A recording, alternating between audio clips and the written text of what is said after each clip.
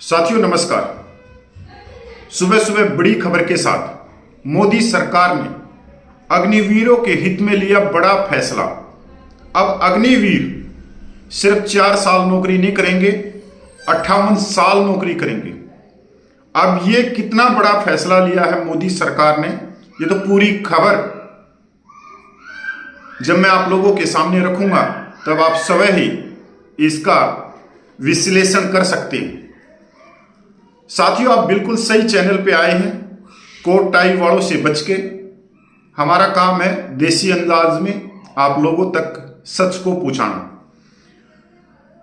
साथियों, आप सबको मालूम है कि अग्निपथ स्कीम 2022 में शुरू की गई और उसका फर्स्ट बैच जुलाई 2026 में बाहर आ जाएगा। उसके लिए हरियाणा राज्य पहला राज्य बना पूरे देश में जिसने नौकरियों में नई पॉलिसी अग्निवीरों को आरक्षण दिया है, क्योंकि हरियाणा में भी मोदी सरकार है। हम पूरी खबर पे चलते हैं कि नई पॉलिसी में अग्निवीरों के लिए क्या है। अग्निवीरों को सरकारी नौकरी में मिलेगी 5 साल की छूट। हरियाणा सरकार ने लागू की अग्निवीर पॉलिसी। चंडीगढ़ हरियाणा में अब अग्निवीरों को सरकारी नौकरी में 5 साल की छूट मिलेगी। प्रदेश सरकार ने हरियाणा अग्निवीर पॉलिसी 2024 को लागू करते हुए अधिसूचना जारी कर दी है। सरकार के इस फैसले का अगले साल सेवानिवृत्त होने वाले अग्निवीरों को लाभ मिलेगा। करीब 3000 युवा अगले साल सेवानिवृत्त हो सकते हैं। 3000। इसके तहत अग्निवीरों को सरकारी और प्राइवेट नौकरियों में आरक्षण, स्वरोजगार के लिए सस्ता व आसान लोन आदि सुविधाएं दी जाएंगी। अग्निवीरों का पहला बैच जुलाई 2026 में पूरा होगा, लेकिन इससे पहले ही उन्हें सुरक्षा कवच दे दिया है। केंद्र सरकार की ओर से 15 जुलाई 2022 से अग्निपथ योजना आरंभ की गई है।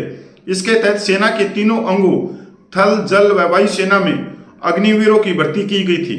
इनमें से 25% अग्निवीरों की सेवाएं नियमित की जाएंगी, जबकि बाकी को सेना से रिटायर कर दिया जाएगा। हरियाणा से 2022-23 के दौरान 1830 और 2023-24 के दौरान लगभग 2215 युवा अग्निवीर के रूप में थल, जल व वायु सेना में भर्ती हुए थे। इसके लिए सरकार की ओर से सरकारी नौकरी में दी जाने वाले लाभों को लेकर नियम सार्वजनिक किए गए हैं। अग्निवीरों को पुलिस, खनन गार्ड, जेल वार्डन तथा एसपीओ की भर्ती में 10% हॉरिजॉन्टल आरक्षण दिया जाएगा। इसके अलावा ग्रुप सी की सीधी भर्ती में 5% आरक्षण दिया जाएगा। अग्निवीर के पहले बैच के युवाओं को 5 वर्ष की आयु सीमा में छूट दी जाएगी। इसके अलावा उन्हें संयुक्त पात्रता परीक्षा से भी छूट दी जाएगी। जो अग्निवीर स्वयं रोजगार करेंगे उन्हें 5 लाख रुपए तक का लोन उपलब्ध कराया जाएगा। वहीं हरियाणा कौशल रोजगार निगम लिमिटेड के माध्यम से की जाने वाली नियुक्तियों में भी अग्निवीरों को वीरता दी जाएगी। इसके अलावा जो उद्योग अग्निवीरों को 30,000 रुपये से अधिक मासिक वेतनमान पर सेवाओं में रखते हैं तो उन उद्योगों को सरकार 60,000 रुपये वार्षिक सब्सिडी भी उपलब्ध कराएगी। जो अग्निवीर प्राइवेट सुरक्षाकर्मी के रूप में सेवाएं देना चाहते हैं उन्हें गन लाइसेंस प्रदान करने में प्राथमिकता दी जाएगी। दोस्तों, एक तो अग्निपथ अग्निवीर की पूरी सच्चाई खुल के सामने आ गई है देश के सामने कि जो जुलाई 2026 में पहला बैच बाहर निकलेगा और जो ये पॉलिसी लेके आए हैं, इस पॉलिसी में कितना दम है। तो आपको ये भी देखना चाहिए कि आज के दिन पूरे देश में सबसे जिसको हाई लेवल कहते हैं बेरोजगारी में, वो हरियाणा में है। अगर हम उन भूतपूर्व सैनिकों की बात करें जो 15 साल 18 साल में रिटायरमेंट आए हैं, उनको ही नौकरी नहीं मिल रही है, या वो प्राइवेट सिक्योरिटी गार्ड के अंदर नौकरी कर रहे हैं, या जो ठेकेदारी है एसपीओ स्पेशल पुलिस ऑफिसर जिनको 18,000 रुपये देते हैं उनके अंदर नौकरी कर रहे हैं। अब समझने की जरूरत यह है कि भाई आप इन अग्निवीरों को सेना में ही क्यों ना नौकरी कर दी जाए इनकी 15 साल 18 साल की। अब 4 साल के बाद में इनको रिटायरमेंट कर रहे हैं, तो 4 साल के बाद में आप इनको नौकरी दोगे, पैसा तो देना पड़ेगा, फ्री में तो ये काम करेंगे नहीं। या तो केंद्र सरकार दे या राज्य सरकार दे। तो केंद्र सरकार ही क्यों ना दे दे, इनमें पैसा। इससे बड़ी बात यह है कि जो ये आरक्षण अग्निवीरों को दिया गया है, क्या ये भूतपूर्व सैनिक आरक्षण कोटे से दिया गया है? अगर हम बात करें हरियाणा में जो एक्स सर्विसमैन का जो कोटा है वो ए और बी की नौकरियों में 5% है, सी और डी ग्रुप की नौकरियों में 14% है, और तब भी यहां जो 15 साल 18 साल 20 साल की नौकरी करके आए हुए हैं उनको भी इतनी नौकरियां हाथ में नहीं है उनकी। 2 लाख से ऊपर ज्यादा यहां पे रिक्त स्थान पड़े हैं हरियाणा में। और अगर हम बात करें कि हरियाणा में युवाओं की संख्या कितनी है तो आपके होश उड़ जाएंगे। हरियाणा में जो युवाओं की संख्या है 40 साल से नीचे वालों की, वो 90 लाख से ज्यादा है। 90 लाख से ज्यादा है, आप एक बार गूगल करोगे तो अब यह है कि भाई देखो हरियाणा में भी मोदी सरकार है क्योंकि बीजेपी सरकार है।